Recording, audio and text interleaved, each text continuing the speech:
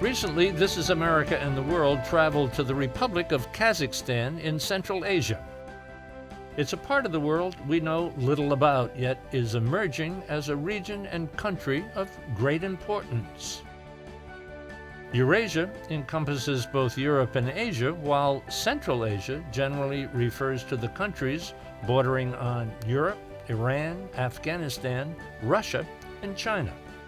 Kazakhstan is one of 15 countries which gained independence in 1991 at the time of the breakup of the Soviet Union. Politically, socially, and economically, it's the most successful of all of the countries referred to as the Stans. Culturally, the country is home to 130 different ethnic groups and 40 major religions, yet Kazakhstan is a stable country and is becoming an emerging voice on the world stage.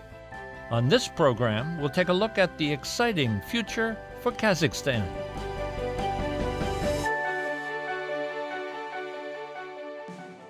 This is America and the World is brought to you by the National Education Association, the U.S.-China Education Trust, and F.Y. Chang Foundation, guided by Ambassador Julia Chang Block, President. The League of Arab States, representing 350 million people in 22 member countries. ANA, Japan's largest airline with an extensive network throughout Asia. Japan, history, hospitality, and advanced technology. Sharing tomorrow. The Petroleum Group, expertise with integrity in the fields of oil and gas, exploration and production, energy, and infrastructure. The Republic of Kazakhstan, a rich history and a future of development and growth. The Rotendaro Family Trust. The Embassy Series, uniting people through musical diplomacy, presenting international artists in diplomatic settings. And Ventana Productions, television facilities, editing, and distribution services. Kazakhstan is the 9th largest country in the world with only a population of 16 million people. However, the country thinks big, and in 2017, Kazakhstan will host the World Expo.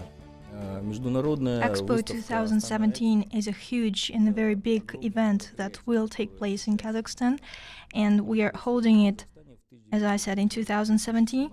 But the basis for this event was made through the efforts of the government and of our president of Kazakhstan, so as to make it possible to hold this event in Astana. And that is why today we are trying our best. We are making every effort to make the exposition to be held in Astana in a proper way, to make it very beautiful and very nice for everybody who will be visiting Astana in 2017. And we are expecting representatives of more than 100 countries from across the world. And the exposition will take place from 10th of July to 10th of September 2017. And now we are making every effort to finish the construction of all new buildings and the construction of all these unique buildings that we are planning to construct by 2017. A major reason for Kazakhstan's economic success is oil. However, global warming is very real in Kazakhstan, so with eyes on the future, the country is developing renewable energy sources and green technology. We paid a visit to Astana Solar and took a tour of the facility which assembles solar panels. The next day, I talked with Kazakhstan's Minister of Energy. When you hear the term global warming or climate change, is that a real thing? Это серьезная проблема на самом деле. This is a very serious problem in our civilization and in our world. So I watch news and I watch all that is happening in the world, and I see that even glaciers in the mountains are disappearing, and if we can watch this in Kazakhstan because the amount of water and glaciers up in the mountains is reducing. And I think there are many reasons for this, and one of them is global warming. So it's really a serious problem for our world, and we should try to reduce the emissions of CO2. And you can see that right here in Kazakhstan, huh? Yes. Yes? Yes, yes. We visited the solar plant yesterday. It's interesting that this plant is a solar power station itself. So it produces solar panels and uses these solar panels in order to generate energy. So thus we managed to reduce the consumption of energy at this plant. In 2017, there is a World Expo here in Kazakhstan, and the theme is future energy. How do you see energy changing in Kazakhstan and throughout the world? So mostly nowadays we use coal for generating energy. This is 73%. 18% goes for gas, 7% for hydro energy. And we should understand that energy is quite a difficult system, and it takes time in order to make change here. And we need at least 10, 20 or 30 years in order to change the system. And we are going to enhance the usage of alternative sources of energy, mostly solar energy and wind energy. And according to the plans, the usage of alternative sources of energy will be around 10% by 2030. 2050. President Nazarbayev always has these long-range plans. Yes. 2050, you and I and President Nazarbayev might not be around. Mm-hmm. What do you think the energy picture in Kazakhstan will be 2050? Because you said it takes some generations to achieve it. So what do you think the energy picture will be? Percentage: oil, gas, coal, wind, solar, power, atomic. What do you think it'll look like? I think so. Maybe 30% of energy producing will be renewables plus atomic energy. Because of atomic energy, my opinion, is green energy, renewables. Atomic station, but it will be more advanced safety nuclear power plants in the world. Other energy will be used coal, but it will be a very safety from environment point of view producing, using coal, gas and hydro energy in the mountain, because in the south and the east of our country we have enough resources, hydro energy. You paint a very good picture, optimistic picture. Yes, I try to be. Thank you, Minister. Thank you, sir. Thank you for the education. Expo 2017 will draw 5 million visitors to Kazakhstan, and Kazakhstan has plenty to offer in the way of history, culture, and tourism. The government-sponsored Opera House in Astana is a testament to Kazakhstan's commitment to the arts. We paid a visit to the Opera House and talked with its chief press officer and the artistic director of the ballet. What is the importance of this building in Astana? The building is 64,000 square meters big. It consists of 4 blocks, which are 2 blocks are the main lobby and the main hall. There's also a chamber hall where we are right now. The chamber hall seats 250 and the main hall seats 1,250. Also, there are rehearsal rehearsal rooms, dressing rooms. We have over 60 dressing rooms with 8 VIP dressing rooms. And we have 26 rehearsal spaces, and each part of the theater has their own rehearsal space, like big and small orchestra rehearsal spaces, big and small choir rehearsal spaces, and also the same for ballet and for opera. How big is the company and where do the dancers come from? We have a very large ballet company. It's almost 97 people, which is rare in all the world theaters. We have like more men than women. We have 45 men and 43 women, and which is rare because generally there are not enough men in the ballet company.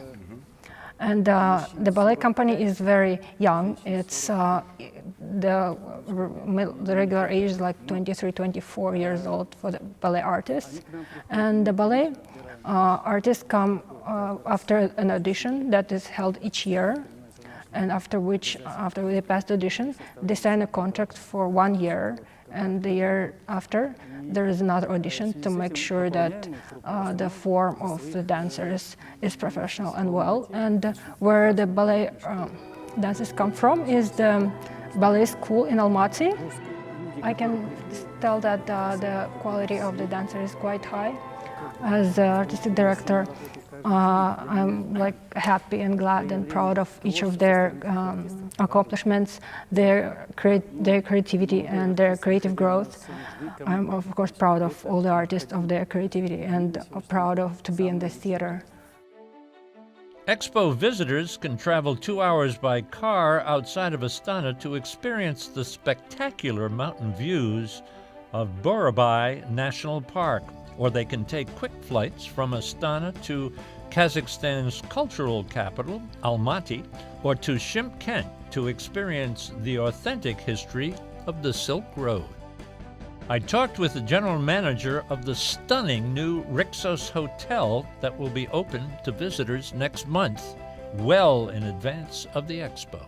Very welcome to the Rixos Shymkent, the latest hotel in Kazakhstan. It is absolutely stunning. It is absolutely beautiful. Tell me a little bit about the rooms and the amenities, and then we'll look at them through the eyes of the camera a little later. Well, the hotel has 177 rooms, and the number 7 is the lucky number in Kazakhstan. So that's a good thing about this hotel already, good beginning. We have a lot of suites. We have the largest presidential suite in the country of Kazakhstan and the largest royal suite. In fact, the 11th floor is floor with 2 suites, occupying about 1,000 square meters. Wow. Yes, and we're expecting President Nazarbayev to be our guest here very soon. When we come to this part of the country, we've been in Almaty, we've been in Astana, now Shymkent. There's a lot of history in this area, huh? There's a lot of history because Shymkent was on the Silk Road, so a lot of trading happened here. And we are in the south, most southern spot of Kazakhstan. So here is where the agriculture used to grow and was traded to other parts along the Silk Road. In Shymkent, I also had the opportunity to talk with the mayor about his historic city. Tell me about the story of Shymkent. It's a very old city, isn't it? Shymkent is a unique city. And it's an ancient city. It has 2,200 years old. The population is counted as 850,000 people. Shymkent is a plexus of different cultures, traditions, and languages. We have a very favorable climate and all year round sunshine. But the way, it's very similar to your Texas. World Expo coming to Kazakhstan. So this will be a big tourist attraction for Expo. We expect that Expo will come to our Shymkent because our city is one of the ancient cities in our Kazakhstan, and we have many historical places, and also we can develop our tourism from our history. A couple of hours from Shymkent by car takes you to the city of Turkestan and its 700-year-old mausoleum, the burial place of Kazakhstan's holiest man and many of its heroes, kings, and queens. We were warmly welcomed, toured the bazaars, visited its artisans, and spent hours at this holy site. This is the mausoleum of Khoja Ahmed Yassavi, which is the spiritual center, capital center of Kazakhstan.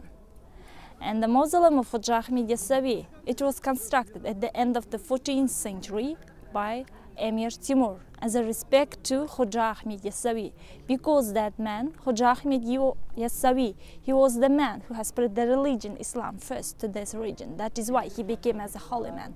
And how long did it take to build? They are telling it takes more than 7 years.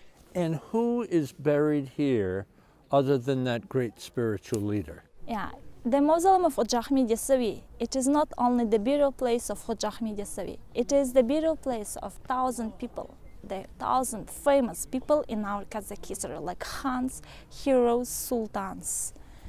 The mausoleum, it consists of 2 floors, and on the first floor we can visit 12 rooms, which are the biggest room, the Kazandyk room, Jamaat Khana room, it is also called the burial room of Khoja Ahmed Yassavi, the kitchen room, the mosque room, the library room, the big ceremonial room, the small ceremonial room, and the well room. These type of rooms we can visit on the first floor. So it's a tourist attraction, but it's also a very famous spiritual center. Yeah, by constructing this mausoleum in this city, Turkestan, the city Turkestan, it became as a second Mecca. Why is the front apparently unfinished? Yeah, this portal, it is called South Portal, and it is also called as unfinished portal, because Emir Timur, he couldn't finish this portal because of his death.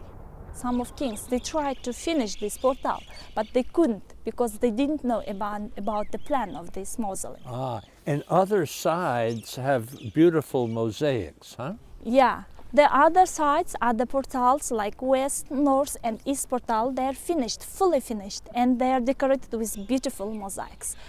What happens, or what is going on in this entire area that we're surrounded by like a wall? And this mausoleum in ancient time, it was surrounded, it was closed with such kind of wall, fortress wall. A fortress? Fortress wall. Yes, there was 4 main gates for entering to this city. 4 main gates. And behind this wall there was a city, the ancient city, first which was called Shavgar, later it became to Yassi, and nowadays from the 15th century it is called as Turkestan. Tourists and visitors to Kazakhstan will quickly learn that right from the beginning, Kazakhstan has always looked toward its future. Thanks to the vision of President Nazarbayev 20 years ago, the country established a unique scholarship program called Bolashak, which is now paying handsome dividends for Kazakhstan. Young people, educated abroad, many of them speaking English, are beginning to take leadership positions in government, business, and education. In 1993, President has established this scholarship, and starting 1994, around 50-60 people, they were sent annually to 5 countries mostly: United Kingdom, United States, Germany, France, Russia. Now the geography has expanded to 33 countries, over 200 universities, and now every year we send about 1,000 students, because we are here to train future leaders of Kazakhstan, who will lead any sector, any field, government agencies. This is how, I think this is a mission of the program, to prepare, train people, future leaders. Actually, many of them are now 40 years old, the first cohort of people, and many of them are very top government politicians now. 20 political appointees are Bolashak scholars now. I think 5 or 6 deputy governors of each province now is a Bolashak scholar. Now we're talking actually about sending to the regional authorities to send at least 1 Bolashak scholar to head local small provinces as well. When you went abroad, where did you go abroad? Michigan State. I did my master's degree. Do you sign an agreement with the government to work for the government when you come back? That's true. You have a contract and you have an obligation to come back and spend at least 5 years in the country. It's up to you where you want to work. You can work for private or public business. It doesn't matter. You can work for the government as long as you stay 5 years in the country. There are success examples that you can give me of people who are both working in the government and also working in the private sector, of young people like yourself? I have a lot of friends who work and they started their own business, the startups, for example, in different areas, in business, television business, for example, and all kind of others, and manufacturing, for example. Some of them are successful investors themselves. They have connections abroad, the places they studied, their classmates, for example, so they start their joint ventures here in Kazakhstan. This helps too, to have some friends abroad. And many of them actually in the presidential administration, in the parliament, in government entities, you name it, they're all over the place. Young people is very important for the country, and as I told before, young people are mostly half of our government authorities in Kazakhstan. So since even they don't have like a long experience, they are in a good step with their modern dynamic world, and they put the young experience, the young creative ideas in order to put the country in a highest level. How old are you? 45. 45. Are you one of the young people? I think so. While many people do speak English and everyone speaks Russian, the majority of the population speaks some Kazakh. Using the internet to preserve its culture, the country has developed Wikibilum as a Kazakh language website similar to Wikipedia. They're also working to incorporate the Kazakh language into Google Translate. We go further, and now, for instance, we have our own platform. We call it Kitab KZ, which is book KZ, and we are building an online library that gather all the information in Kazakh language as a book, audio files or video files. So the idea is to collect all the information from, let's say, traditional source, paper-based, and converting them into the digital format and make it available for free for those who are looking for them. In addition to hosting the 2017 World Expo, Kazakhstan has also put forth a 2017 bid for a non-permanent seat on the UN Security Council. With its strategic location, bold trade agreements, independent political alliances, and economic successes, Kazakhstan continues to emerge as an important country on the world stage. Our president and the founding father of the country is a great visionary. Yes. In fact, I would dare to say he's one of the most experienced and skillful political leaders of nowadays, right, of modern political life. So he always had a vision for Kazakhstan to become an independent, modern democracy. From the very first years of independence, we always had a strategy, a vision, right? Like in many countries, they have, a 4-year plan, a 5-year plan, okay, a 10-year plan. But we went a bit beyond that. The first strategic document, vision of the president, was the Kazakhstan 2030 program. Okay, we already passed that. It was fulfilled earlier than expected. So we'd have a 2050 program, a 40-year program, the vision of the president to transform Kazakhstan. And one of the key principles of his vision is evolution, not revolution.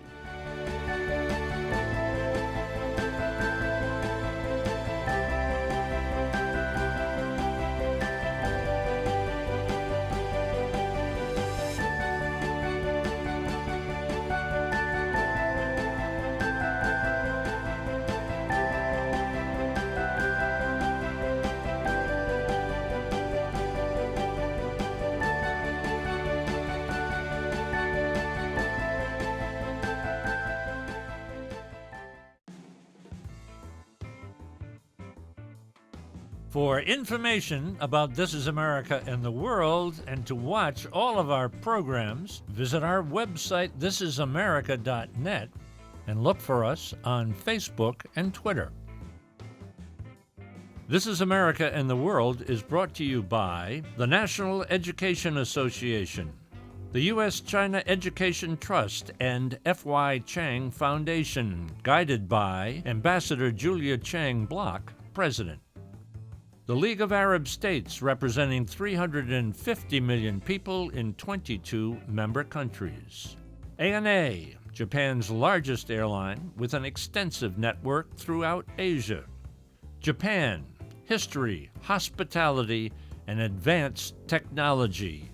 Sharing tomorrow. The Petrolin Group, expertise with integrity in the fields of oil and gas, exploration and production, energy, and infrastructure.